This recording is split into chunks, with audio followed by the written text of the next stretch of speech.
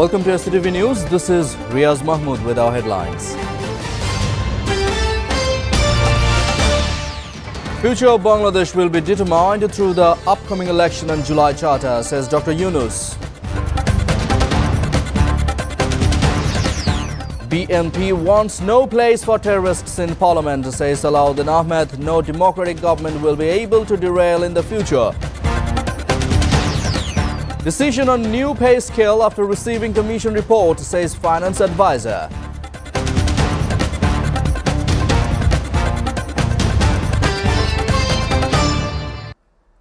Let's move on to the details. Chief Advisor Dr. Muhammad Yunus today said the future of Bangladesh will be determined through the upcoming election and July Charter.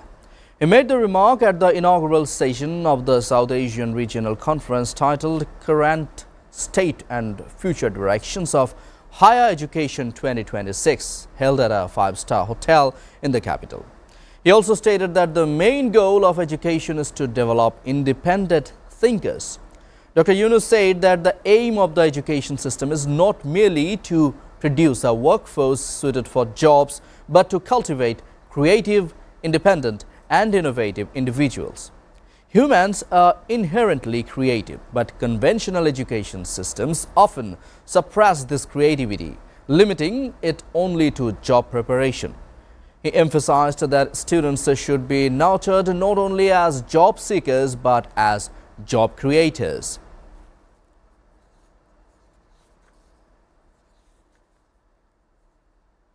BNP Standing Committee member Alauddin Ahmed said that BNP wants to build a parliament where there will be no place for terrorists.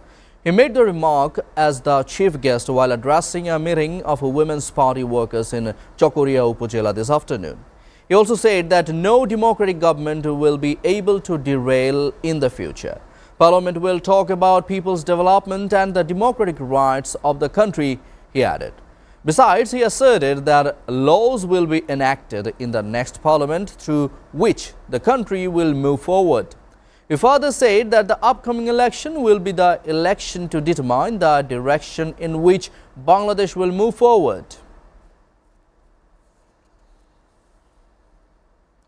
Meanwhile, BNP Standing Committee member Amir Khosru Mahmood Chaudhry said that no government can provide solutions on its own. He made the remark today at a citizen platform dialogue titled National Election 2026 and Citizens' Expectations in the capital's Shere-Bangla Nagar. The dialogue was organized by Prapti with support from the Center for Policy Dialogue. Amir Khosru stated that it is the responsibility of politicians to restore this trust through accountability. He added that in the future, those who fail to uphold accountability and citizens' aspirations will have no political future. Highlighting the role of civil society in maintaining a democratic environment, the BNP leaders said that without their participation, dictatorship emerges. He further mentioned that if BNP comes to power, it will address problems by working together with the private sector, civil society, and NGOs.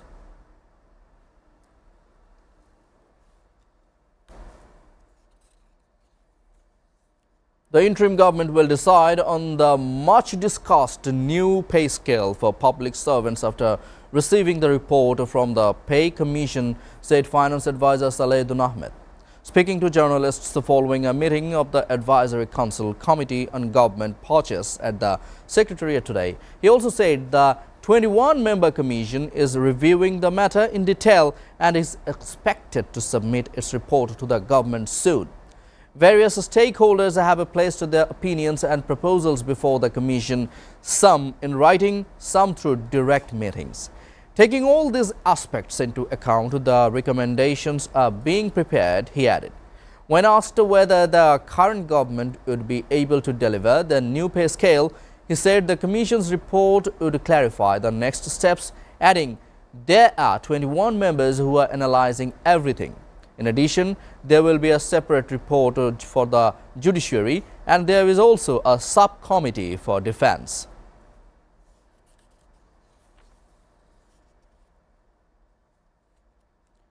Shamsuzzaman W., General Secretary of Jibonnagar Municipal BNP, died shortly after being detained during a joint forces operation in Chuadanga. Family members and party leaders have alleged that he died due to torture. The army, however, claimed that W suddenly fell ill during interrogation and later died from a stroke. A foreign pistol and 4 rounds of ammunition were reportedly recovered from him during the operation, which the army described as part of a routine effort to recover arms. The incident occurred around 10:30 p.m. on Monday when a joint army team carried out an operation in the Jibonnagar municipal area.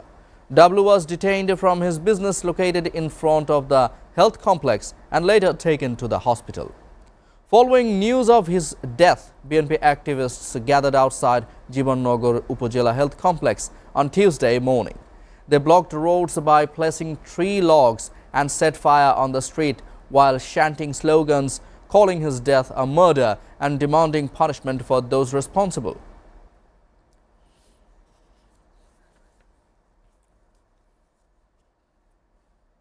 The fourth day of hearings on appeals against the acceptance and cancellation of nomination papers for the upcoming election began this morning at the Election Commission.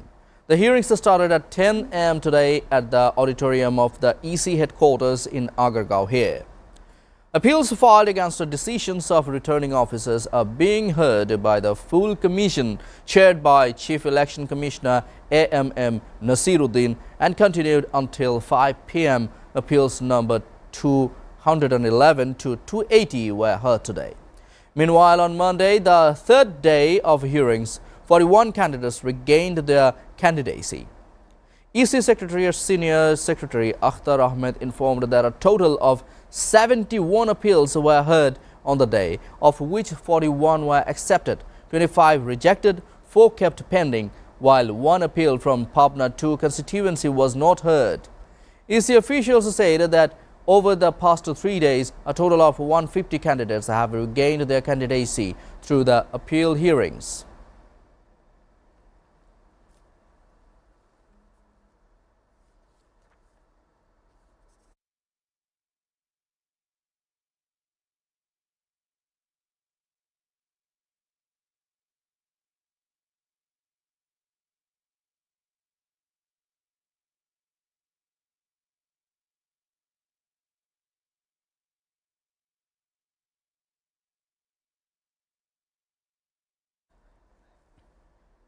The verdict in the Rajuk plot allegation corruption case, which names the former Prime Minister Sheikh Hasina, her niece Tulip Siddiq, Azmina Siddiq and 15 others, is scheduled for February 2nd, the court announced today.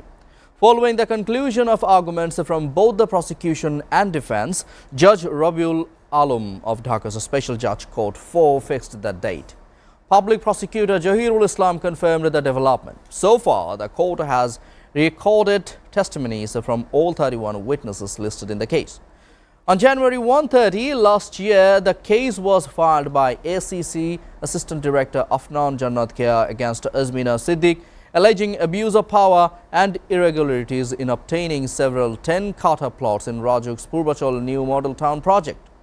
Subsequent investigations led to the inclusion of Sheikh Hasina, Tulip Siddiq and 16 others as defendants.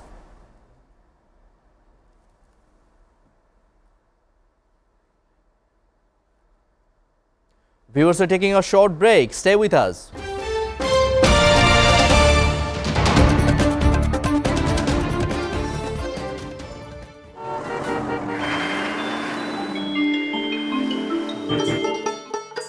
সারা দেশে লাখো মানুষের কঠোর কর্মতৎপরতা ও নিষ্ঠায় SA পরিবহন parcel and courier service এখন 16 কোটি মানুষের হাতের নাগালে।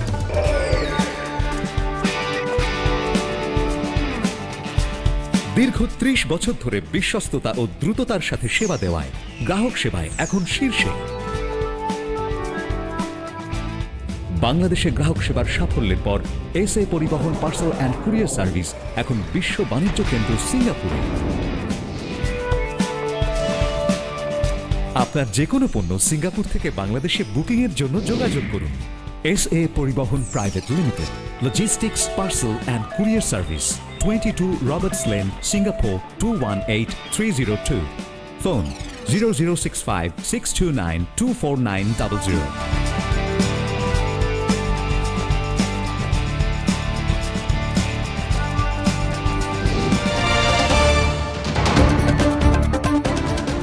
Welcome back. You were watching SATV News. Now, news from abroad. Iranian Foreign Minister Abbas Araghchi said on Monday Iran is prepared for war but also ready for negotiations as President Donald Trump weighed responses to a violent crackdown on protests that have posed one of the biggest challenges for Iran since the 1979 Islamic Revolution. Iranian authorities accused the US and Israel of fomenting trouble and called for a nationwide rally on Monday to condemn terrorist actions led by the United States and Israel, state media reported. Araghchi said the situation in Iran was under total control after violence linked to protests spiked over the weekend. He said Trump's warning against Tehran of action if protests turned bloody had motivated what he called terrorists to target protesters and security forces in order to invite a foreign intervention. Meanwhile, Iranian President Masoud Pezeshkian participated in a pro-government rally on Monday held in Tehran. Pezeshkian was seen marching alongside protesters through the capital's streets. US-based rights group HRANA said it had verified the deaths of 544 people with 10,681 people since the protests began on December 28 and spread around the country. ما مرحله بعدی رو داریم که اوضاع تحت کنترل قرار گرفته. Meanwhile, US President Donald Trump said on Monday that any country that does business with Iran will be subjected to a tariff rate of 25% on any business conducted with the United States. Trump made the announcement in a post on Truth Social. This order is final and conclusive, added the Republican president. The announcement appears to mean goods from China, a major trading partner of both Iran and the United States, would become significantly more expensive to import. The White House declined to share additional information on the tariff and how the Trump administration plans to implement it.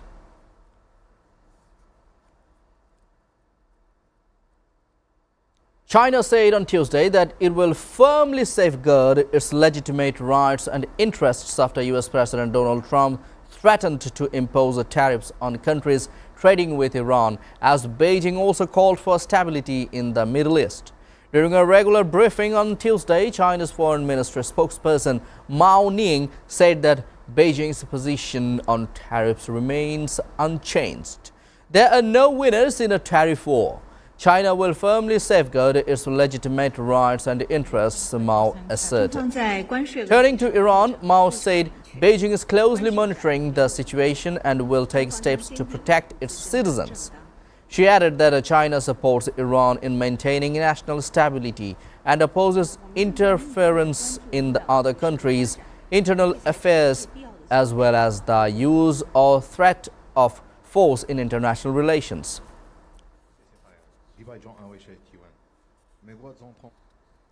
Japan and South Korea aim to deepen security and economic ties to counter growing tensions in East Asia, their leaders said on Tuesday after a summit meeting in Japan.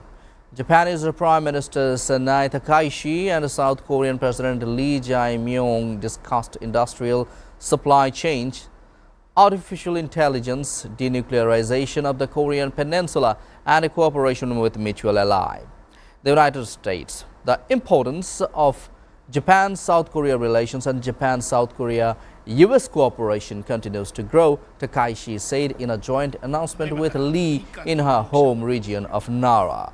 The meeting in Nara came a week after Lee met Chinese President Xi Jinping.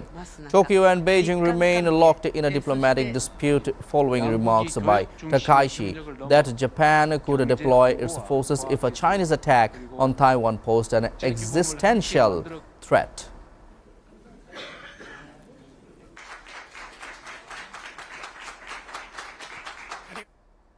Gambia on Monday told judges at the United Nations top court that Myanmar targeted minority Muslim Rohingya for destruction and made their lives a nightmare in a landmark case accusing Myanmar of genocide.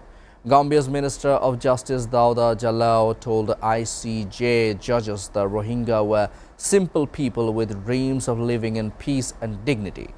The predominantly Muslim West African country of Gambia filed the case at the ICJ, also known as the World Court, in 2019, accusing Myanmar of committing genocide against the Rohingya, a mainly Muslim minority in the remote western Rakhine state. It is the first genocide case the International Court of Justice is hearing in full in more than a decade. Affidavit of witnesses consulted on this matter and did not object to such publication. It is not about esoteric issues of international law. It is about real people, real stories, and real group of human beings, the Rohingya of Myanmar. Russian forces launched the year's most intense wave of missile attacks on Ukraine's two largest cities early on Tuesday. Ukrainian officials and media said killing 4 people and injuring 6 in the northeastern city of Kharkiv. The head of Kyiv's military administration, Timur Tashenko, said the capital came under a short but intense attack from missiles. Telegram channels monitoring Ukraine said about 20 ballistic missiles were launched within about an hour overnight in what they described as the most sustained strike on Ukraine so far this year. Ukraine's armed forces did not immediately comment on the full scale of the attack.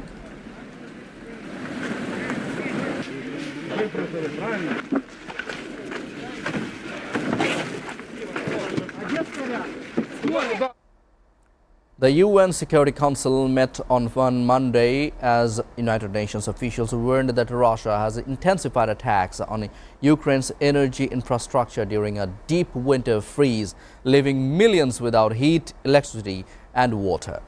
UN Political Affairs Chief Rosemary DiCarlo told the Council that Russian strikes have escalated as temperatures plunge far below freezing, killing and injuring civilians and disproportionately affecting the elderly, children and people with limited mobility. DiCarlo said the attacks followed a troubling pattern, intensifying when weather conditions worsen and civilian need for heating becomes most acute. The United States said the attacks came even as diplomatic efforts were underway to negotiate an end to the war. U.S. Deputy Ambassador to the UN, Tammy Bruce, told the Council that Washington was closer to a peace deal than at any point since the conflict began, but said Russia had escalated by launching a nuclear-capable Oreshnik ballistic missile near the Polish and NATO border. Bruce called the strike a dangerous escalation and urged Russia, Ukraine and Europe to pursue peace seriously and bring this nightmare to an end. However, Russia's UN Ambassador Vasily Nebenzia rejected accusations of targeting civilians. Children and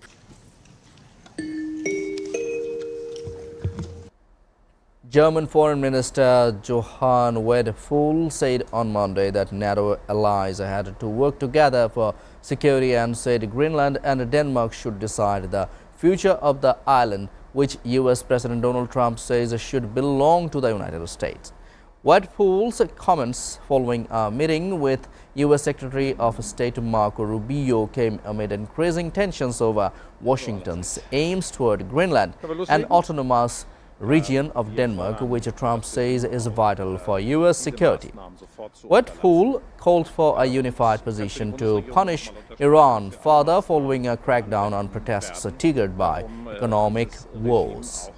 Wedeful said his talks with Rubio had been friendly and intensive and had underlined the importance of the alliance between European countries and the United States. The standoff over Greenland has fueled deepening fears in Europe over the future of the NATO alliance, which Danish Prime Minister Mette Frederiksen said would be finished if the United States seized the island. Wir fordern das Regime auf, diese Maßnahmen sofort zu unterlassen. Und ich kann für die Bundesregierung nur noch mal unterstreichen, dass wir alle Maßnahmen anwenden werden, um dieses Regime auch mit Sanktionen zu belegen. Dazu gehört auch eine Listung unter dem Venezuela's acting president Delcy Rodriguez said on Monday the government reaffirms the country's sovereignty and independence, adding that she is the actual leader of the nation. Rodriguez made these comments during the opening of the school season following the Christmas break. Her remarks came after U.S. President Donald Trump shared on social media a Wikipedia profile of himself as the acting president of Venezuela. The U.S. president will meet with Venezuelan opposition leader Maria Corina Machado on Thursday, said a White House official.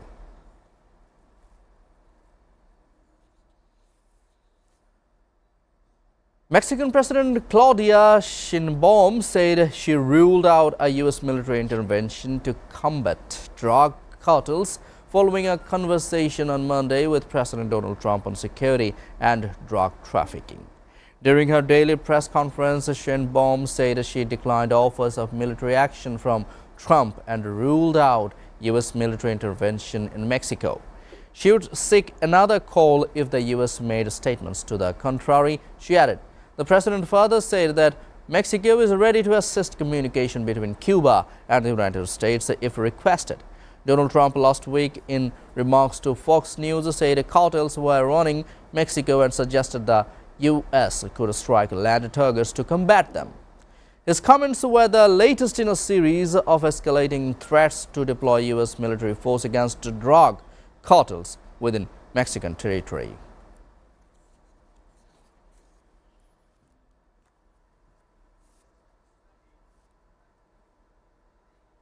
Before ending, we go through the headlines again. Future of Bangladesh will be determined through the upcoming election and July Charter, says Dr. Yunus. BNP wants no place for terrorists in parliament, says Salahuddin Ahmed. No democratic government will be able to derail in the future. Decision on new pay scale after receiving commission report, says finance advisor.